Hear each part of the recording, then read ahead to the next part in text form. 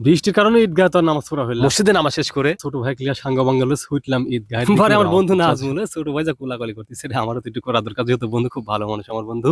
বেলুনের দোকান থেকে শালা যতই ফাঁকে থাকতেছে আবার শালা সামনে আসি বই এ না দেখতেছি আমার জামাই, ওরে বাবার ক্যামেরা দেখে সহ্য করে না রাখতে পারি, আবার হাই হ্যালো দিচ্ছে। বেলুন দেখে ফেলাইছে, বেলুন না কিনে আর নিস তার নাই। ওরে বাবা, কিন্তু পকেটে টিকা তোর খরচ করতে যাচ্ছি না। তারপর একটু ভাব ভুবলি, এরে বাবা দেখি তো এই তো ছোট ভাই বেলুন ধরে ফেলাইছে, অগদি বিল্ডার দিয়ে অবশ্যই বাবা ওই আমার দোয়াইলেই লাগে। ওরে বাবা রে বাবা, এদিকে আবার দেখি সেলফি তোলা লিবে। এই তো ছোট ভাই পকেটে হাত দিয়ে ফেলাইছে, বিলটা দিয়ে বাজলাম, এবার আমি সাকসেস।